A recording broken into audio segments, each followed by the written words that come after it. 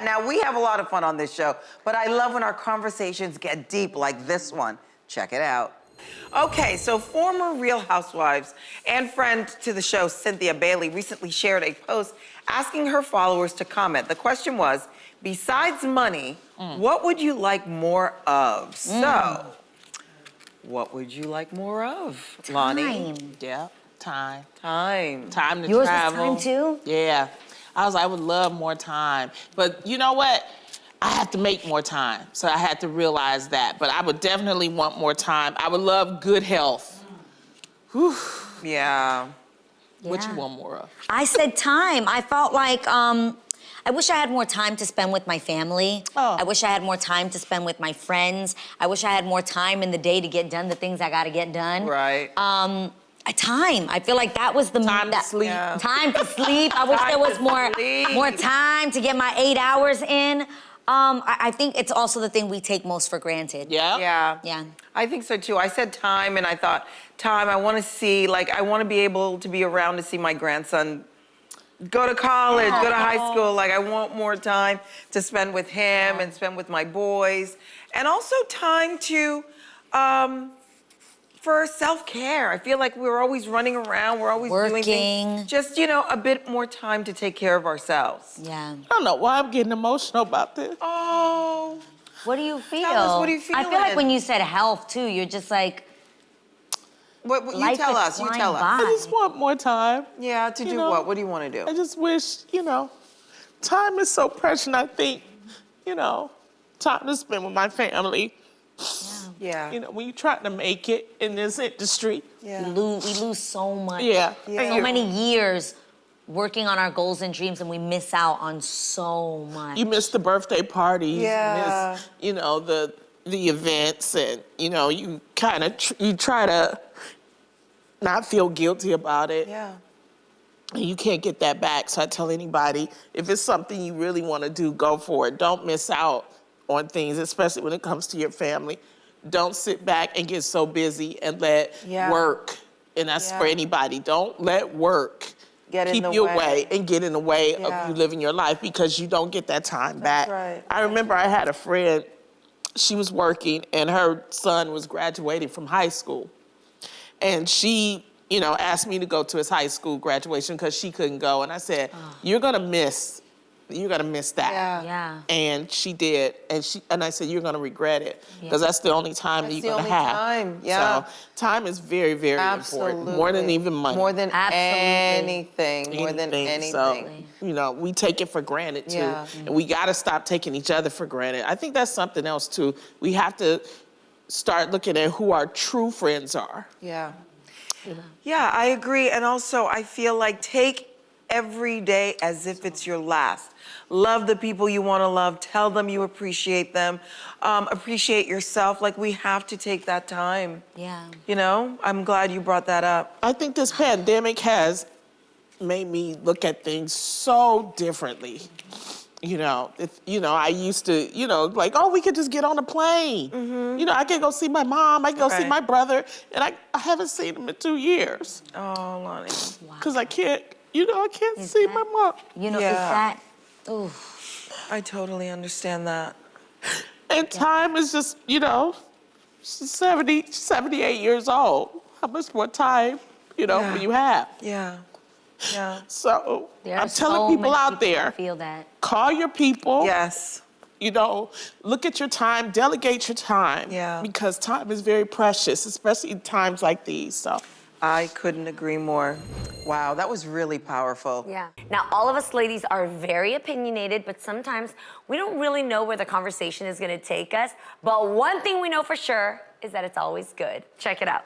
So here to break it down for us is our girl, author and dating expert, Monique Kelly. Monique! Hey, Monique. Hey, lady! Let's get right into this, because you always had a good information, okay?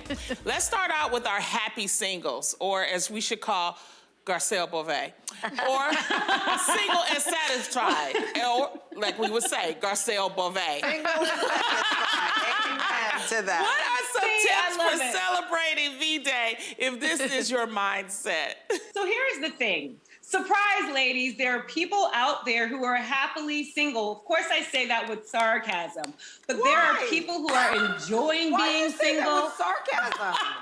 Meaning, like, it's a good thing. Oh, We okay. love happily single, and there's Yes. plenty of happily singles out there. Yeah. Yeah, And they're enjoying being single. They love the single life. They've done the self-care. They have career growth, and they are enjoying being single. But I think it's important that when you are happily single, a lot of times you're fine. You're living your best life. And what happens is other people's projections make you start thinking like, am I tripping? They'll say stuff like, oh, well, next year you'll have a Valentine. Oh, I hate and you're that. really not worried about it. So I think it's important when you are happily single that you embrace that and not let other people's misconceptions of what happily single means become something for you.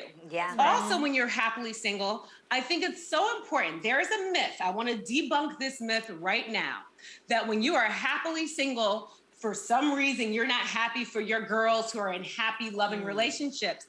That is a lie. We root for that. We want that, and it's a good thing. Yep. And last but not least, when you are happily single, it's important in that happiness that you still remain open to love. You know, my 3 favorite words, in addition to, it's important that you are still open to love, even though you're happily single. We don't want anyone coming in disturbing your peace, but I still want you guys to still be open to the possibility. I love that. See? Open to the See there, Garcelle?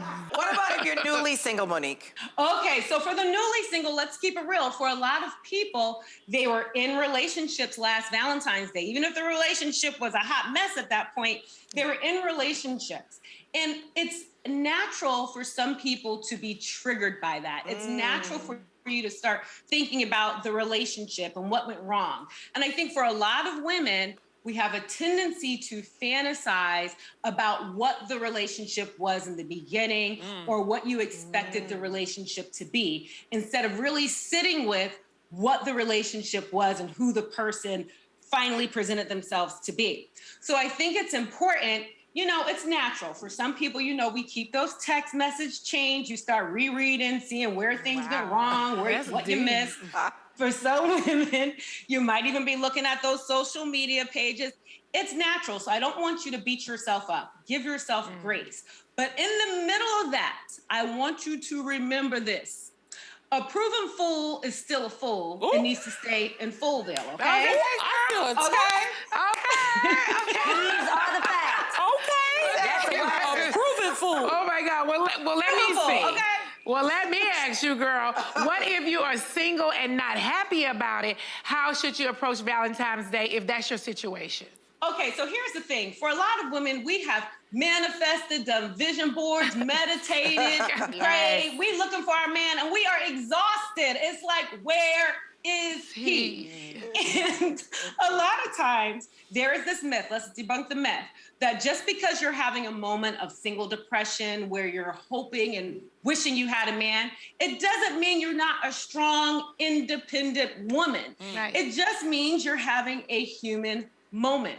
So when these triggers come up, it's important, again, that you give yourself grace. These are also the times when you lean on your girls. Plan a Galentine's Day. Do something fun with your girls to take your mind off of things. And it's so important to give yourself grace. Yeah. Wow, that is so good. Well, I'm curious to hear your take on a brand new relationship. Should they go all out for Valentine's Day? So for the newly booed up, first of all, I think it's important that you enjoy this moment. A lot of times, especially when we get to a particular age, we are so used to waiting for the other shoe to drop. There's a little bit of cynicism because we're just looking for the red flags.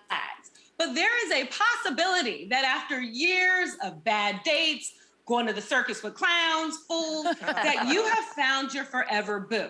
And it's important that you set expectations, okay? So if you are that girl that loves Valentine's Day, rom-coms, roses, candy, all of that, it's okay to let your new guy know that.